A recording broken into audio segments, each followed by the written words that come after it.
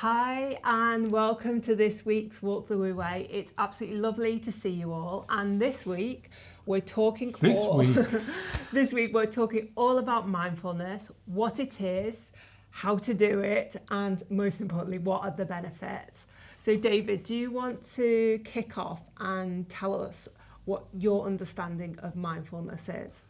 Well, I think it's quite a new word, like recently new, the last 10 years or so. It was never heard of before.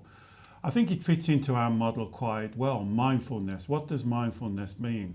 I think it means being aware of your mind, not letting your mind drag you around, not being without mind, not thinking your mind's in control, being aware of your mind. So I think that that's what I would describe mindfulness as. Okay, so a lot of people, when they hear the word mindfulness now, and it's used a lot in kind of modern self-help, personal development world, they think of mindfulness as, it's a meditation practice. You can go to a meditation class, or they kind of get really confused as to what it is. Is it religious practice? What? I think this is good, and this is why I like the term, because for years, I know I don't look that old, but for years I've been banging on. Meditation does not mean sitting cross-legged in a darkened room for hours and hours and hours. Meditation also, from a Taoist point of view, from my tradition, means being in control of your mind. You can have a meditative mind, and it doesn't mean to say you have to be still or quiet or put the candles on or sit in front of a Buddha. You can meditate just being in control of your mind. So we always come back to this tradition of you are the master of your mind. The mind doesn't master you. Okay, so I guess what you're saying is that mindfulness is not just about going to a meditation class once a week and practicing it for an hour and then forgetting about it. This is what people go wrong. It should become part of your everyday routine. You should be mindful all of the time, when you're driving, when you're cooking, when you're with your family, when you're at work. You should be mindful and controlling your mind, not letting your mind be doing double somersaults. And a lot of my clients, when I question them, they think their mind is somewhere out here talking at them and telling them things. That's not the mind. You're not separate from your mind. And mindful practice can remind you about that in an environment. So we do classes and we do tapes and meditations to remind you. But it's something that you can go on and practice for yourself. As we're doing this, I'm being mindful. I'm being mindful to get my message across, to make sure I convey these points clearly. You're being mindful to ask me the questions. Yeah. So this is a mindfulness exercise. But I guess it's something that we need to practice at, and we will get better at it through practice. Well, I think it's something we don't talk about. I don't think we teach our children this. I don't think we teach our children about the nature and how the mind works and how they should control the mind. I think we teach them that the mind is almost separate to them and it can't be controlled. And the whole basis of the Wu Wei therapy and the things we talk about is being in control of your mind and taking responsibility. We call it compassionate self-responsibility or compassionate self-discipline. Being in control of your mind and not letting the mind go on these journeys. Okay, so I'll give you a couple of scenarios. Okay. Scenario one, I'm on my commute on the way to work, on the train. It's really busy and hectic and cramped, and I'm already starting to get wound up. Why? Well, why? Because I guess my mind's racing ahead. Exactly. I'm thinking about what I've got to do. I'll rest my case. I'm getting frustrated with people being noisy next to me and pushing into me. So how can I be mindful on that train journey? Well, how about dropping your shoulders, taking a breath, and just be thankful. Thankful that you've got a job to go to, that hopefully you enjoy. Thankful you're enjoying the commute. Not jumping ahead of what might be, what could be, what should be. Just being in the moment, just being in the now, as Eckhart Tolle would say, and just create an air around you. You are in control of you. So don't allow yourself to be dragged along. That's exactly what I was saying. The mind can try and drag you along and start to think what you should be doing, what you could be doing, what you shouldn't be doing. This is what you've chosen to do. Just be in the moment. And enjoy Be it. in the moment and absolutely see the joy in the enjoy it. moment, I guess. And if the mind starts to do all these somersaults, stop it. Yeah, stop it. Stop it. Don't let it control you. Yeah. Come back, control your mind. Drop your shoulders. You can do it now as you're listening to this, wherever you are. Just drop your shoulders and take a breath. You can take a breath. Yeah. And just be in the moment. So I'm listening to your questions. I'm not thinking about your next question. I'm trying to answer this question. Or what we're going to have for dinner. Or what we're going to have for dinner. Exactly. What we're going to have for dinner. Yeah. So I guess most people would want to tap into mindfulness in a situation whereby they would otherwise get red light feelings and of stress, anxiety, etc., etc. But there's also great benefit in being mindful all of the time in more positive situations. So, for example, if you were going out for a nice walk, or you were doing a hobby you really enjoy, painting, crafting, gardening. Well, that should be the easiest time to be mindful. If you go back to your original thing where, as when you say, right, red lights, remember that's why I like to call them red lights. Red lights tell you absolutely you are not being mindful. You have allowed your mind to run you. It's taken over the steering wheel of your car, or the dog's pulling you. Remember what we said a few sessions ago? If the red lights have come on, the dog's pulling you, the mind is pulling you. Winston Churchill used to call it the black dog. The dog will run off if you allow it to. So if you're doing a hobby such as you're doing, cooking, walking, craft work, well, it's much easier to be mindful. Because why are you mindful? You're focusing on what you're doing. You're enjoying what you're doing. You're getting pleasure from it. And so therefore, it's much easier to be mindful. And so it really is. That's why I like to use these red and green lights. Green lights, positive, you are aligned. Red lights, you're not aligned. Your mind is out of control. Get back in control right now. Stop it. Control the mind. The mind is not your enemy. It's not fighting you. It's not over you. Take compassionate self-discipline. Bring it back into your control. And so mindfulness is the practice of controlling your mind. Controlling your mind and keeping your mind in the present moment. Absolutely. In the present In moment. the now. This is all we have. Yeah. You know, we don't have yesterday. It's gone. Tomorrow is not here. We have now. And all you can do is right now and keep in this moment. All I can do is to pass this message over to you and hope that you will go and practice this right now, today, not next week, not next class, not tomorrow, now, right now. Yeah. Be mindful. Whatever you're going to do next, whether that's sitting down and relaxing and watching TV, cooking the dinner, whatever it is, do it mindfully, do it authentically, do it to the best that you can do it, be the best that you can be, not the best in the world, just be in your space, in your energy. Don't allow the mind to run away with you. Mm-hmm. And I guess when you get into that place, in that space, it's wonderful. That mindfulness creates Wu Wei. It creates that effortless flow. Being in your zone. Whatever you're doing, whether it's kind of free time, personal time, enjoying yourself, being with family, at work, in a more pressured situation, mindfulness, I guess, is a technique, a tool, and it's the main lever to get to this state of Wu Wei that we talk about all the time. I know it's just coming to my mind, so I'll share it with you guys. I can remember a master's in the Wundong Mountains once said to me, there's no mysteries as in the world, just look out the window and look at nature. So if you look at something like an eagle flowing on the air currents, do you think he's worrying about what happened like last week or what may happen next week?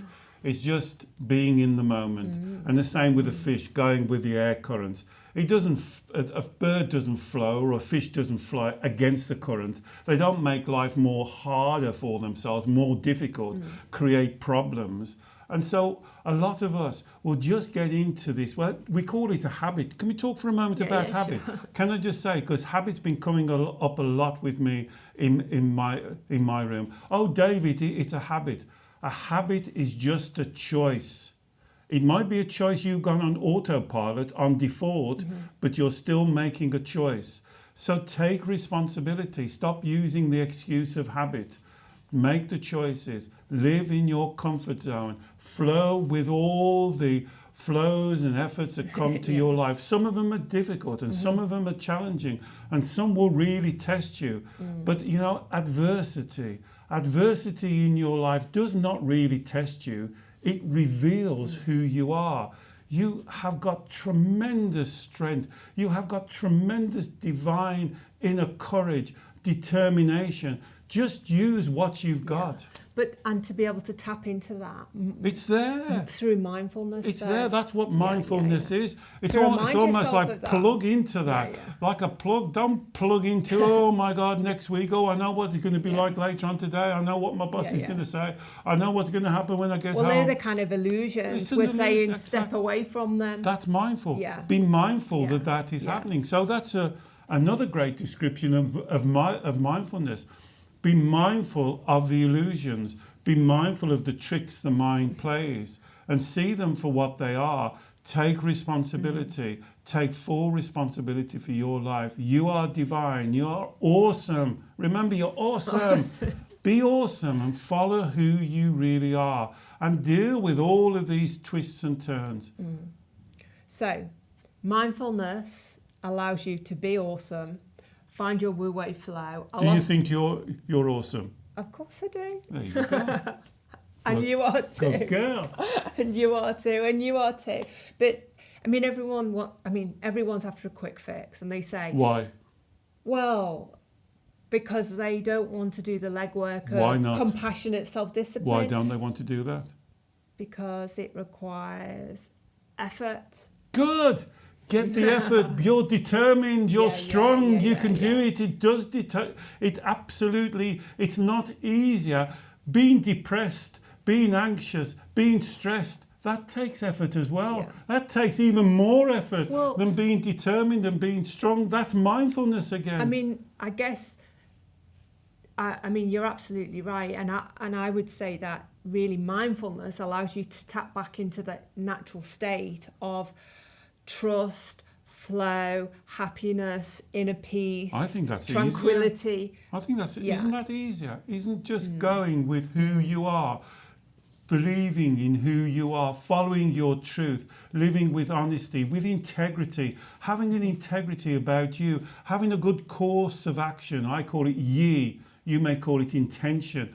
What's your life? Get your intention for your life. What's important for you? This is mindfulness. Being clear, not being foggy, being crystal clear and keeping to that truth at all times. Not giving up on your truth, not giving up on you, not saying it's easier. Oh, it's easier to be stressed. It's easier to give in. It's not easier. It's harder. Stop it. Stop it right now. You can stop it now because you control the mind. Don't let the mind trick you into thinking you can't control it.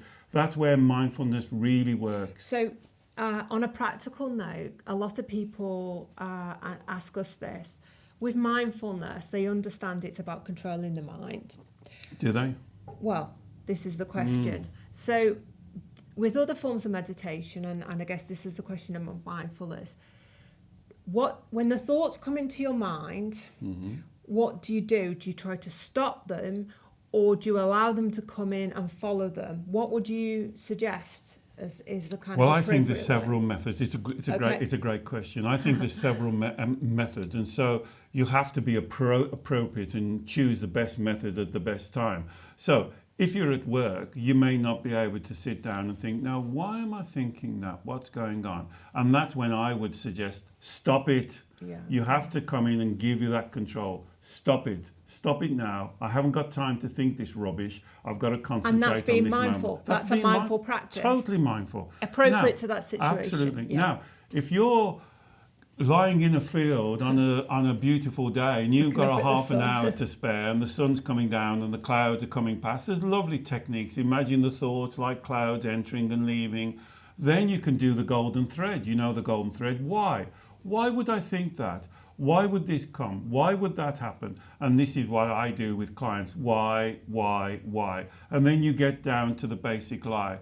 But you can't always do that. You can't always do that self-inquiry. I would recommend that if you have time, and that's what we teach, the golden thread. Ask yourself why. Why am I thinking this? Why am I getting stressed? Why am I getting wound up? Why do I always think in the future? This is a great technique, well worth doing. And I would say if you could give yourself 15 minutes a day, do the golden thread. But most times you haven't got time to do that. So you just exert your authority. Stop it. Compassionate self-discipline. Compassionate self-discipline. I'm in control. I haven't got time to go into this now. You know, and we talk a lot about an inner child, and I'm sure we'll do lots of videos about the mind can sometimes be like an inner child. You know when a child's going, Mom, Mom, Mom, Mom, Mom, and you just have your own way, and then you regret it. Yeah. It's just the same with the mind. It doesn't matter how many times it goes, oh, but, oh, please, oh, can I, oh, must. No, stop it. I'm not giving in to you. And you have to be that firm and that direct. And then afterwards, when it's right for you, when you have the time, then you can sit and think, so why was I thinking that? So why did I say that? Yeah. And there's the golden thread. Exactly. So mindfulness is not just one thing. It's about you being mindful of your thoughts, the situation you're in, and applying it in different ways. Well, your mind is fantastic. Yeah. What a wonderful mind that you have. You can't just have one method to deal with it. It's part of who you are. Again, your mind is not your enemy. The mind is it's misguidedly trying to keep you protected and keep you safe. And it will do that by keeping you on the familiar. Your mind hates the unknown. Your mind likes to be in control of the future. The problem is, in reality, it can't be in control of the future, and there's the confliction. Your mind can't live. It would love you to live in a lovely world where bunny rabbits jump around the field, roses grow around the door, everybody's happy, nobody speaks bad of each other, there's no confrontation, everyone agrees. Wouldn't that be a lovely world? No, it'd be really boring. It'd be really boring. Let's have the world we've got. Let's enjoy this world. This is the Taoist approach. Let us harmonize with the world. Remember that river flowing down. Wouldn't it be better if the river was straight and there was no rocks and no rapids? No, the river's beautiful as it is. Your life is divine as it is.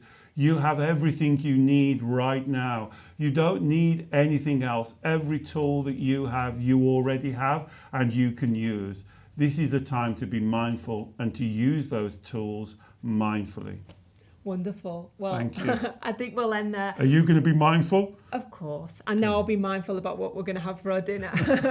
So thank you for listening. We'll all, as always, answer any questions you've got on mindfulness.